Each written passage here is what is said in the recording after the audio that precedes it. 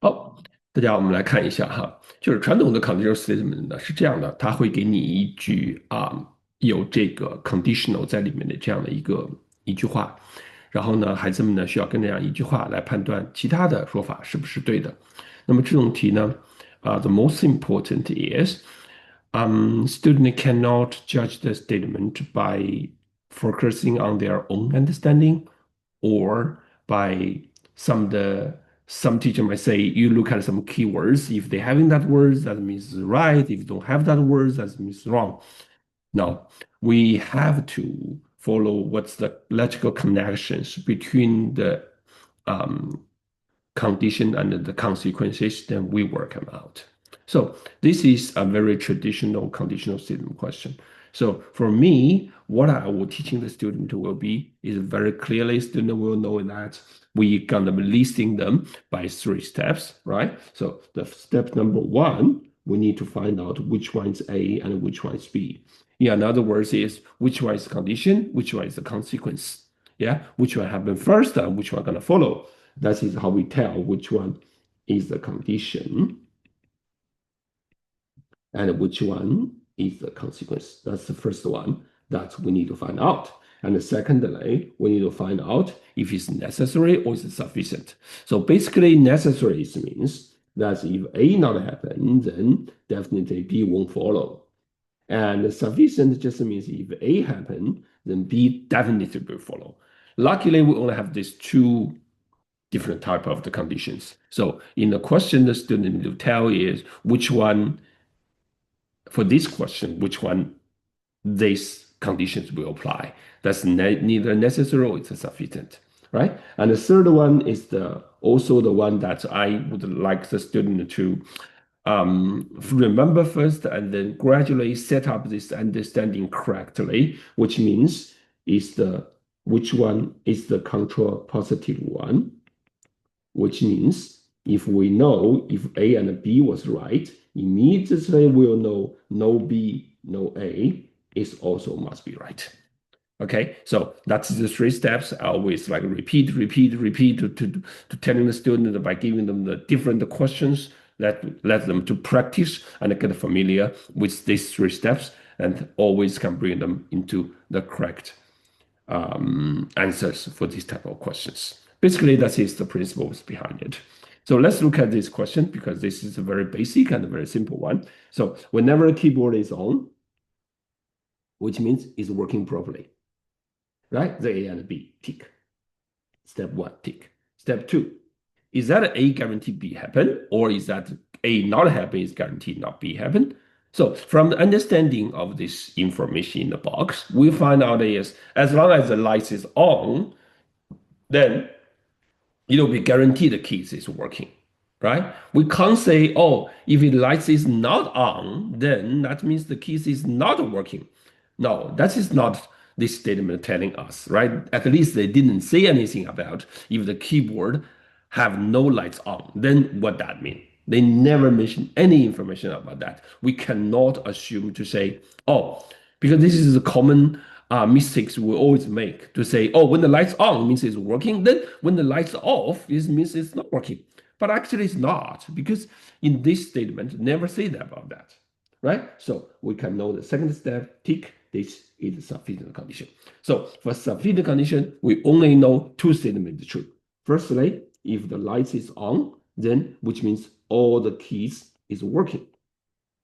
Another one will be if the keys is not working, then the lights will not on. Not on means it must be off. Right? So we only know this two statement is true. When the lights is on, the all keys is working. When the all keys is not working, then the lights is off. Right. So since we only know these two was true, and then we have to compare what the Sam said, what the Sally said with these two conditional statements. If they are same, which means yes, surely they know it's true. But if they are not the same, which means they must be wrong. Yeah, let's check what Sam said. Sam said a couple of lights are not working. Yeah, so that means all keys is working properly. But what we know is if the lights this is not working, which means when the light is off, yeah, that means all keys are working probably. Ah, so compare with the first one, the light is on, is working. The lights, the key is not working, then it's not on. So compare with these two. Is something with the first one or second one? Actually, something is none of them, right? It said is when it's off, then which means it's working very well. So that's why Sam is wrong. Look at the setting. Setting said the light that does not work means not all keys is working. When the light does not working, lights not working, which means off. When it's off, then which means not all keys is working.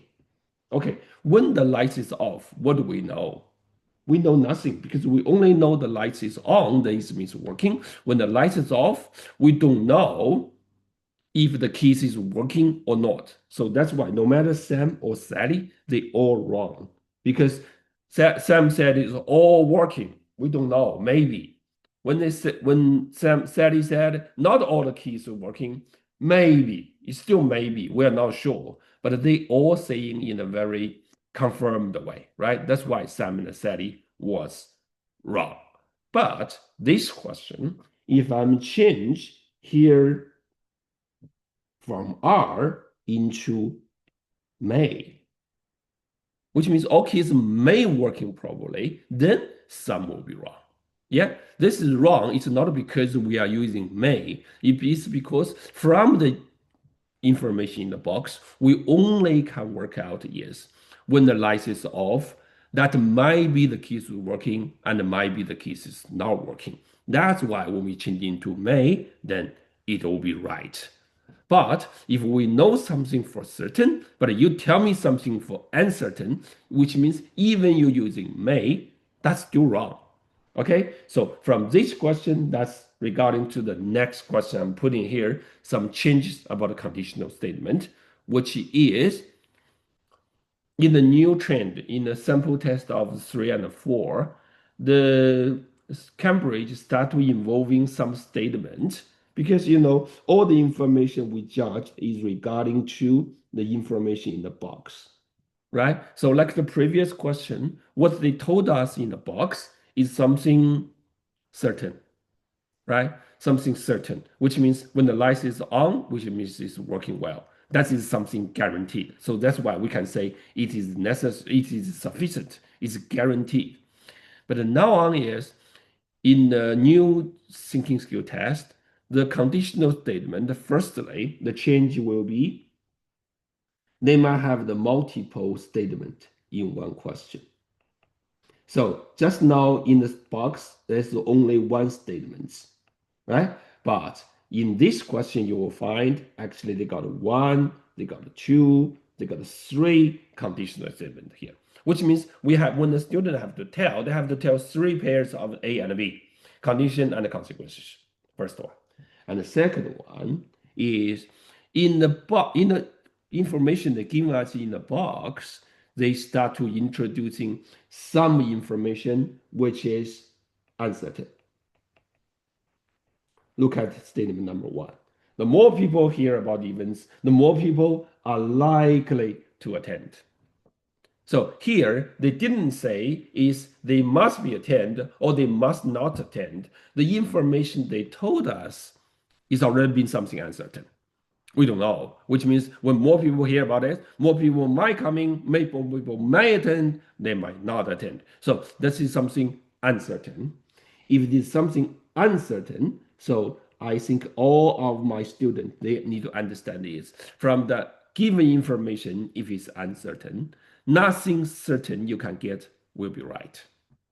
Yeah. For example, I've got to you to say Rex might be a basketball player, right? When I told you yes, Rex might be a basketball player. So no matter what you say, oh, Rex is or Rex is not, no matter what you say, it's always wrong because the things you know is something uncertain.